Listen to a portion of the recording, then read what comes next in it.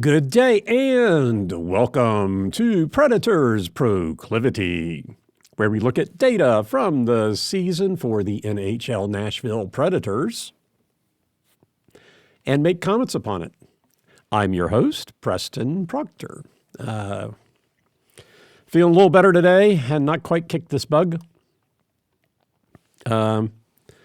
Hopefully, I think I sound better. We'll see how the podcast goes. Anyhow, it's not about my health. That's not what this podcast is about. That'd be a completely different thing and probably less interesting for everybody.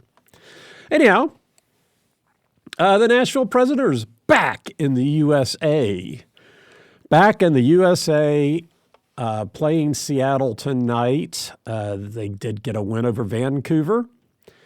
They are in the middle of this, or at the end, I guess, of this road trip. I'll cover that later. But yeah, good win. Glad to see that. The Vancouver diving team dove. Went down. It's great. All right, go Preds. So tonight, the Predators continue their Pacific Division travails on the road in Seattle to take on the Kraken. The Kraken are 9-9-1. 9-9-1, 6-4-1 at home. They have a goal differential of 0. Goal differential of 0. The only other team with a goal differential of 0 is Buffalo. I had to check that again today to make sure. Sure, why not? They're 9-9-1. They have a goal differential of 0. 9-9-1. They are 6th in the Pacific Division, which is the same place that they were at in October, and so are the Preds. The Preds were in not giving it away, 7th in the Central, and when they met Seattle, I think 3rd game of the year, but they were in 7th at the time. Yes, as bad of a season as they started out with, they were still ahead of Chicago. Hey, I laughed without coughing, almost. Interesting as far as the league goes, they are smack dab in the middle. They are 17th. 17th, so smack dab in the middle of the conference with 19 points. The Kraken started out the season going 4-2. The win in Nashville did start a 3-game winning streak. After the 4-2, they went 1-7. Then they won 4 in a row. They did lose their last game to the Rangers, 0-2. They are 4-5-0 against the Eastern Conference and 5-4-1 in the West, 3-4-1 against the Central Division.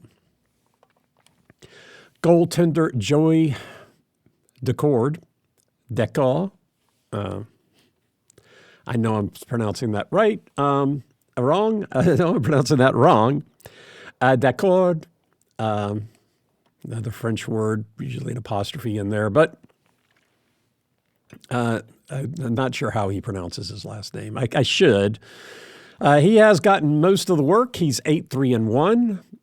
Last year's workhorse, Philip Grubauer, is 1-6-0. 1-6-0 in the backup role this year. Seattle did have a back-to-back over the weekend with the New York teams, the Islanders, and then the Rangers. Grubauer drew Sunday versus the Rangers, and that was that 0-2 loss. So expect to see Decord in goal tonight. Roster update, injury update. The Kraken's right wing Jordan Eberle is day-to-day. He did miss the last 2 games. I suppose he could still show up tonight. He's one of their main offensive weapons. So him being out of lineup It should be helpful to the Preds. It did not help against Calgary. Maybe it helped against Vancouver. Kind of the last three teams have had the similar circumstances where one of their primary offensive weapons has been on injured reserve. Defenseman Vince Dunn is also on injured reserve. Transactions. Center Ben Myers has been recalled from the Coachella Valley Firebirds, potentially filling in for the missing Jordan Eberle. One trade of note, on the 8th of November, the Kraken traded with Vancouver to get right wing Daniel Sprong for future considerations. I think if I remember right, what that means is they'll figure it out later. I guess he wasn't working out at Vancouver. I don't know. He's supposed to have a shoot-first mentality. He did play for the Kraken in the 22-23 season. He played on the fourth line with Morgan Geekie and Ryan Donato. And in 66 games on the fourth line, he had 44 goals and 57 assists. That's a lot of production. I guess he was a free agent. They didn't want to sign him. They couldn't come together on that. Not sure. And so off he went, but now he's back. I think he's probably, it sounds like once he settles into the Kraken, he is going to be a weapon. Hasn't scored yet, hasn't played that many games, but in the future, I guess you can look out for Daniel Sprong, right wing Daniel Sprong for the Kraken. The stat leaders, if it weren't for left wing Jared McCann, nobody'd lead in anything, I guess. He leads in goals, assists, points, plus minus. And so 9 goals, 12 assists, 21 points, plus minus at 9 on 17 minutes time on ice. So he's on the ice, not quite a period, but plus minus a 9, pretty good. He's got 21 points, and there are 3 people tied at second at 11. So the people second in points don't even have as many points as he has assists. They're 9-9-1. Defenseman Brandon Montour leads the team in time on ice with 23 minutes, 48 seconds, and shots 58.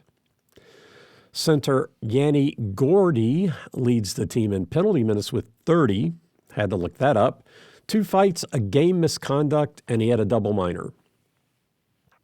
On top of just, I guess, regular penalties. But yeah, the game misconduct did not come in the same game with one of the fights. Just got a game misconduct.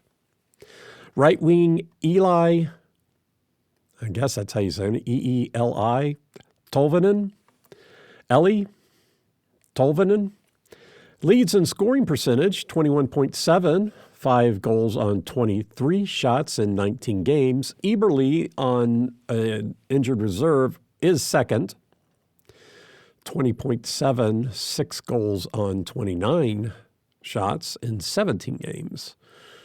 Again, Eberle probably not going to be in the lineup tonight. And last in plus minus is defenseman Will Borgen at -7. Tonight is the 20th game of the year for the Kraken. Last year they were 7-8-5. 7-8-5 last year. 9-9-1 going into the 20th game. So a little better. Their 20th game last season was a 3-4 overtime loss to Calgary. Tonight is their 12th game at home. Last year they were 4-7-1 at home. 6-4-1 heading into the 12th game, but 4-7-1, so a little better. Their 12th home game was a 1-2 loss versus the Devils. It was part of an 8-game losing streak. So this time last year, they were headed for trouble.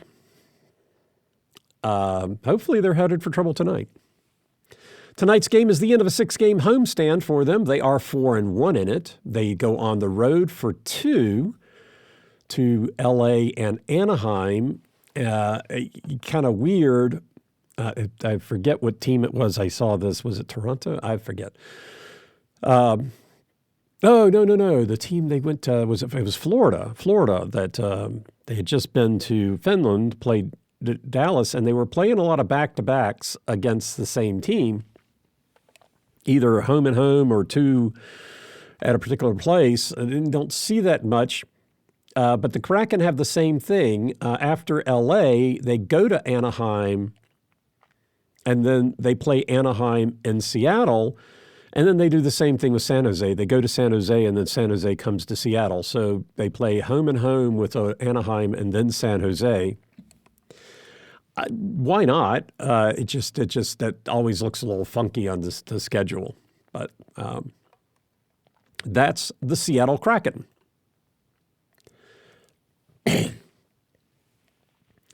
The Nashville Predators are 6-10-3 to 4-3 on the road, winning the other night. The Preds are in 7th in the Central Division with 15 points. They are 2 points behind Utah and St. Louis. Oh, did that change last night? I don't think that changed last night. 2 points behind Utah and St. Louis still, yeah. 2 points ahead of Chicago. Chicago is the only team in the league with less points than Nashville, so it's handy that they're in the same division. The Preds are 2-4-1 against the Eastern Conference and 4-6-2 versus the West, 1-5-1 versus the Pacific Division. Sunday's game is the 4th game of a 5-game road trip. They are 1-1-2 so far. Last season, they did have a similar road trip, games 9 through 13. They played Vancouver, Seattle, Edmonton, Calgary, and Winnipeg. The only win was at Edmonton in that trip. Tonight is the Preds' 20th game of the year. Last season, the Preds were 10-10 in their first 20 games. Their 20th game was a 3-2 win over Winnipeg. This year, they are 6-10-3 going into the 20th game, a little behind. Tonight is the Preds' 10th away game. Last season, 4-6-0 in 10 road games, the 10th game being a 2-1 win at Buffalo. And this season, 2-4-3 away. So, yeah, a little behind last year. No injuries to report, no new transactions. Stat leaders, Forsberg and Josi lead the team. Left wing Philip Forsberg leads the team in goals, 8 points, 15. He's second in shots. Josi and Forsberg keep kind of flip-flopping there. Shots, 68 shots for Forsberg. Defenseman Roman Josi leads the team in assists with 12. Shots with 69 and time on ice, 25-22. Center Gustav Nyquist leads the team in shooting percentage at 28.6%, 6 on 21. Got another empty net goal against Vancouver. He's played 19 games. This season, Nyquist has 3 empty net goals. The Preds have had 5. Forsberg got 1. Evangelista got 1. So that helps. Half of his goal total are empty net goals. Right wing Luke Evangelista and center Philip Tomasino lead the team in plus-minus at 1. Defenseman Mark Delgazzo dropped to even at 0. And Colton Sissons is at the bottom with minus 13. Right wing Michael McCarron leads the team in penalty minutes with 30. The Preds are ending a 5-game road trip, 1-1-2. They'll play one at home this Saturday versus Winnipeg. Then they'll go up to New Jersey to play the Devils, and then they get 2 at home. The Nashville Predators statistics on the road, stats on the road, starting to get to the point where we have enough games that we can call them statistics instead of trends. The Preds are 2-4-3, 9 games, 2-4-3 on the road. They did win their last road game Sunday, 5-3 in Vancouver. In that game, the first period saw Leroux get his first goal of the season, with Vancouver tying it up about halfway through the period. The first period then was a tie. In the second period, Vancouver went ahead again about halfway through the period on a power play, followed about 2.5 minutes later by a power play for the Preds by Stamkos. Yossi then got a goal about another minute and a half later, so relatively quick scoring here. And then Stamkos got his second power play goal of the game, of the period, with 22 seconds left. So that put the Preds up 4-2 at the end of the second. The third period, Vancouver closed to 1 with about 6 minutes left, and then Mr. Empty Net, Nyquist, got an empty netter with 21 seconds left. So overall, the Preds got the first goal of the game. They tied 2 periods and won the second.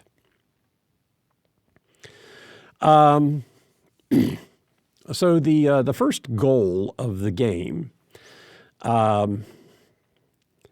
percentages here. So, okay.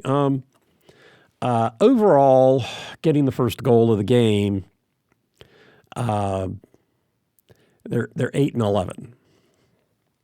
8 times they got it, 11 times they didn't. They are overall 3-3-2 when they get it, and 3-7-1 when they do not. So it's a fairly split when they get it. No real determinant. Like a 2-1 advantage for the other team right now. Overall, on the road, when they get it, they're 1-1-2. Again, no real indicator there. 1-3-1 when they don't. No real surprises here because they haven't won a lot of games. Last year at this point, through 20 games, remarkably similar. On the road, they were 1-3-0 when they did not get it, 2-3-0 when they did. On the road, that is. Overall, they were 7-5 when they got it and 3-5 when they did not. So that was through 20 games. And then in the end of the season, at the end of the season, they were 19-5-1 when they did get the first goal of the game on the road. So that's almost a 4-1 advantage there. And 5-9-2 when they did not. So, almost a 1-2 advantage when they did not. So you can see that at this point last year, you would not have guessed that either. 2-3-0 when they get it, 1-3-0 when they did not. So even though we're not really seeing that the first goal is being an indicator, it doesn't mean that it won't be in the end. Again, you have to start playing a lot more games to be able to for something to be statistically significant. So that's why I'm going back to last year. Most of the goals were always in the first period. There were some in the second, some in the third. This year, there's been I think it's one goal the third period. That was on this road trip against Calgary. I think that's right. And there have been a few, 4 in the second period. First goal being scored in the second period, the Preds have not gotten it. So when the first goal happens in the second period, it's the other team getting it. And the Preds are 2-2, 2-1 at home and 0-1 on the road. So again, not a very big indicator. Last year, when it happened 6-10 times, the first goal in the second period, and the Preds were 4-2 when they got it and 1-3 when they did not. Through 20 games last year in the second period, it only happened twice. And the Preds actually got it those 2 times. So just kind of looking at the first goal statistics from last year and this year, and just, trying to make some sense to see if there's any pattern. And I think what we can discern from that is that we don't know anything yet. Yes. A lot of numbers, a lot of talk just to say we don't know anything. Why not? In the game against Vancouver, they tied 2 periods. Overall, when tying 2 periods, they're 1-2. Those have all been on the road. So that's 1-2 when they tie 2 periods. Last year in the first 20 games, they were 1-2 when they tied 2 periods. So very similar, except they were 1-1 at home and 0-1 away. And then I think last year, though, the first 20 games, there were more home games. I think this year there are more road games front loaded than last year. Last year overall, when tying 2 periods, the Preds were 9-4. So it was not necessarily a bad thing. At home, 3-3, and on the road, actually 6-1. So on the road, tying 2 periods, very strong that the Preds were going to win. They also, in the game against Vancouver the other night, won 1 period, and this year they are 1-3 when winning 1 period. On the road, they are 1-1, so at home 0-2. Last year in the 20 games, they were 3-5 when winning 1 period, so it happened a lot more, so 8 instead of 4. Hey, twice as many. There you go, a little quick math there. Home 3-2, and on the road 0-3. So winning 1 period last year, 0-3. How can you tie 2 periods and be 6-1 and win 1 period and be 0-3? Well, that's what it was. Well, I guess it was 0-1. It was 0-1 in the third period, 3 periods. But overall, winning 1 period wasn't great. Overall, they were 13-16. At home, 6-8, and on the road, 7-8. So tie 2 periods, they're 6-1. Win 1 period, 7-8. The 6-1 is a subset. Right? Okay, winning by period. The Preds have done a little better here. At one point, they were 1-6-7 in the first period. Things are starting to even more out. They're now 4-6-9 overall in the first period. So better. It has not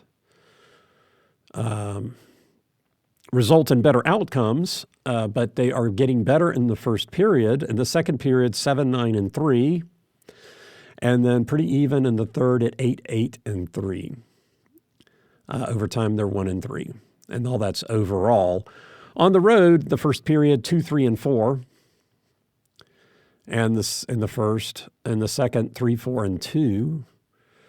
And then in the third, 3-3-3. 0-3 overall. So playing fairly even in the third period, which is not good given that they're not coming into the third period winning. But overall, the third period seems to be fairly even. In the first 20 games last year, They were much better in the first period. Overall, 9-3-8 versus 4-6-9 this year. 8-7-5 in the second, and 5-9-6. So the third period, their record was not as good. On the road, interestingly enough, a lot of 4-3s and 2s. The first period was 4-2-3. So they were playing better in the first period last year. In the second period, 4-3-2, and in the third, 1-6-2. So they really had a problem last year at the beginning of the season, the third period, which I guess is a bad period for that to happen. Overall, last year, not too bad. Winning records in the first and third, losing record in the second. Those of you that have listened to the show more than half a minute know that the reason why I started doing this podcast is I started doing the analysis on the second period because I thought my spreadsheet was initially called Second Period Strife because I thought the Preds played poorly in the second period, and especially at home. At home last year in the second period, they were 12-14-15, which, all in all doesn't sound awful. On the road, they were 16-16-9 in the second period. They did play better at the end of the year, after they didn't go to that U2 concert. So I think all the numbers got better. At some point, the team has to play better, or they're just not going to go anywhere, not going to do anything except sit in the bottom. The team definitely has the talent. Looking forward to seeing them finally get gelled as fives. Their 4-on-4 play is a lot better than their 5-on-5. Hasn't brought a lot of rain. I think they've got one goal on 4-on-4, and so does the opponents now. I think it was Colorado it was Edmonton. Edmonton got the 4-on-4 goal. The Connor McDavid 1,000th point was a 4-on-4. It was the only 4-on-4 goal scored against the Preds this season. Last year, 33-20 and 29 in the first period, 17-10, 14 on the road. So that's not so bad. Losing record in the third, 14-15 and 12, and even money 16-16 and 9 in the second. All that regular season numbers. So that is the winning by period. Again, they're getting better in the first period this year, but it's not carrying through. All right, the winning goal. When is the winning goal scored? The winning goal is the goal that exceeds all the goals scored by the other team. Got that in the second period against Vancouver. Vancouver scored 3 goals in the end, so the fourth goal was the game-winning goal, would have been the second power play goal of the second period for Stamkos. Overall, the percentages are fairly close, 21% in the first, 26 in the second, 32 in the third, 21 in overtime. On the road, 0 in the first, 33 in the second, third, and overtime. The Preds have won 2, so it's 50% in the second and the third. The opponents win, it's 0 in the first, 29, 29, and 43. 43% in overtime is not a number I expect to be meaningful in the end or be anywhere near that in the end. That's just crazy. Last year, the home team, as I was talking in the last one, the home team, when the Preds are on the road, so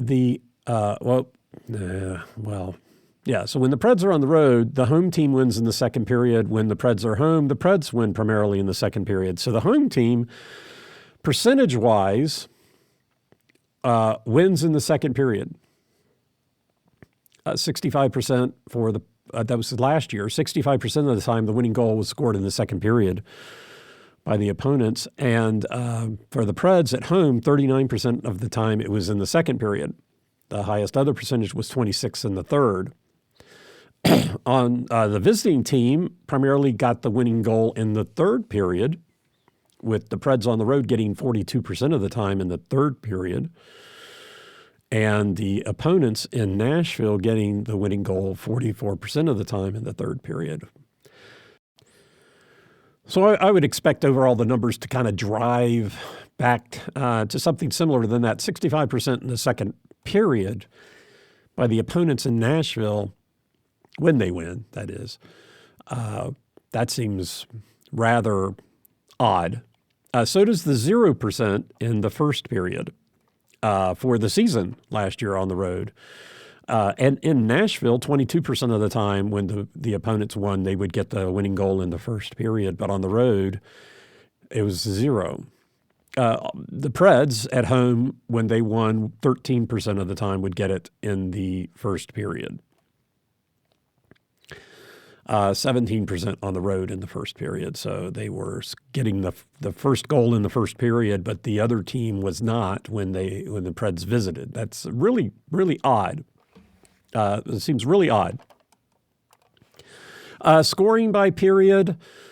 Overall, the Preds are getting outscored in every period. 12-15 in the first, 17-22 in the second, 16-21 in the third. I have gone back and taken out the empty net goals to get some percentages. There have been 12, 5 for the Preds and 7 for the opponents. So taking those out, the third period looks like 11-14. So that's closer, but overall, the Preds are being outscored 2.2, and taking out the empty net goals, 2.2 to 2.8. 2.8 goals for the opponents and 2.2. That's normalized, on a per game basis. When they lose, the Preds are scoring on average 1.6, and the opponents are getting 3.4, which is interesting. The winning team is getting about 3.4 goals. The Preds are getting 3.3. And the opponent's 1.7. The Preds 1.6 when they lose. So looking, a 3 1/3 goals for the winning team, and just over 1.5 for the losing team. That's kind of interesting. And on the road, the Preds are being outscored 4-7 in the first, 9-11, 5-7 in the third. I think there's only one empty net on the road, so 5-6. So not, they're being outscored in every period. They're losing. I mean, what was their overall record on the road? They're 2-4-3, so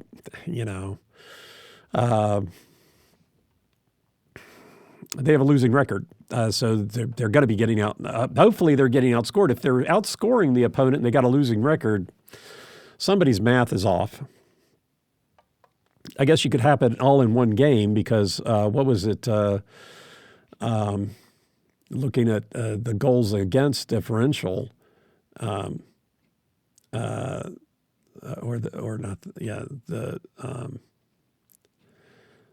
Looking at was it Boston? Boston, I think, right? Boston has a 21-point differential, and it most of that was in like 3 games. So 20 minus 21, and Boston's 4th in the Atlantic. They've got 19 points. They've got a goal differential of minus 21, which is the highest negative in the Atlantic. Lowest negative?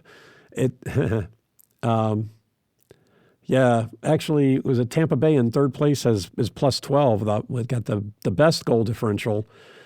And right behind them in 4th, Boston, the highest minus 21. Not the not the highest negative goal differential in the league. Pittsburgh's at minus 26. The Sharks are minus 21. The Preds are minus 15. St. Louis, 2 points ahead of them, is minus 20. So it all kind of depends on where it happens, right? Boston's managed to get a lot of theirs in the same goal, in the same games. I think they lost like 8-3 or had a couple of huge losses. Special teams. So far on the road, the opposition has had more power play opportunities, 39-28. But the Preds have more goals, 5-3. Again, an opportunity is not the penalty. If you you commit a penalty and you go 5-on-4 and it lasts 3 seconds, that's one power play opportunity. The other team commits a penalty to go 4-on-4, or your team commits it again to go 5-on-3. That was one 5-on-4 opportunity. Sometimes they're only 3 seconds long, sometimes can be longer. But the Preds have significantly more opportunities on the power play, but the Preds are taking advantage of it, 5-3. The opponents have 3 just after goals. To the Preds, none.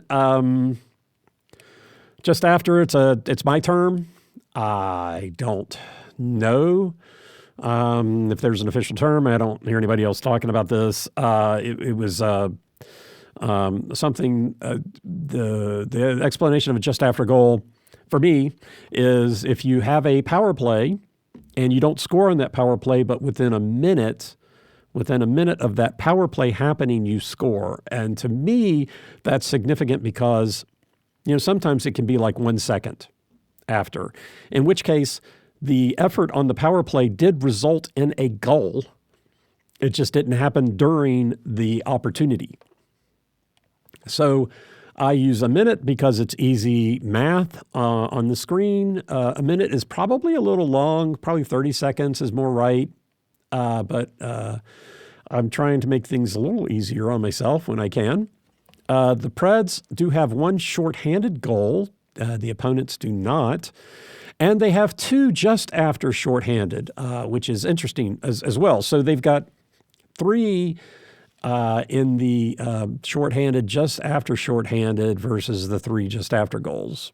So that part. The just after shorthanded is kind of interesting because a lot of times by having a really good penalty kill, you can generate can be good for a team. You generate a lot of positive momentum by having a good power play, and the Preds have scored 2 goals just after being shorthanded within a minute. So I think that's an indication that the shorthanded situation is a good one. Is they play well shorthanded and are able to generate some good opportunities, and so that kind of shows itself up into just after shorthanded and a shorthanded goal. Last year in November they were 7-6 and overall, and 2-3 on the road last year in November. So not stellar. Tonight's matchup. Okay, so we talked about the Preds, we talked about the Kraken. Let's talk about them together. Tonight's matchup. Tonight is the second game with the Kraken, the only one in Seattle this season. In March, they'll meet for the last time in Nashville. They did lose to the Kraken 3-7 in the third game of the year. I was there. I wore my Kraken gear. I was pulling for Nashville, which confused the people around us. But yeah, I think we like our Kraken gear. I think it's a cool logo, good colors. What's not to like, And the only time we're going to wear it is when we go to the game. So why not? Last year, tried to, I think at the end of the season, I think it was more near the end of the season, the Preds really needed the win, so we wore our Kraken stuff, but pulled for the Preds, and it was very confusing, very weird. This year, it didn't seem that weird. But the Kraken did win. So did the Kings when we wore Kings stuff, and then the 2 games that we've been wearing our Predator stuff, the Predators have won, so we are 4-0. And this 3-7 loss to the Kraken, the 3rd game of the year, was one of those. Last year, the Preds won the 1 game in Nashville and split the 2 in Seattle, losing in November 2-4 and winning in March 4-1. In the games against Seattle last year in both wins, the Krakens were held scoreless in the first and second periods. And in those 2 games, they only scored 1 goal combined in the third. So 1 game, they were scoreless in the third period as well. Those were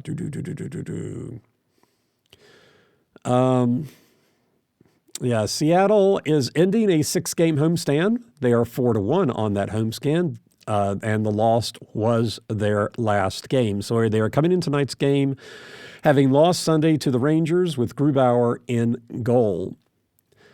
They did play a back-to-back over the weekend, so they beat the Islanders on Saturday with Decord in goal. The Preds are ending their 5-game road trip tonight. 1-2 on that. They did win their last game, so they are coming in after winning their last game. Saros is expected to be in goal for the Preds, Decord for the Kraken. The Seattle is going to be a little short without right wing Jordan Eberle, and the Preds should have a full complement of players to choose from.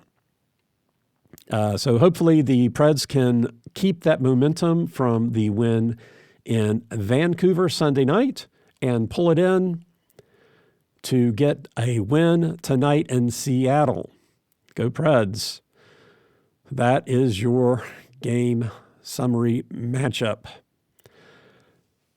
You guys have a great day today. Thanks for listening. I'm Preston Proctor, and you've been listening to Predators Proclivity.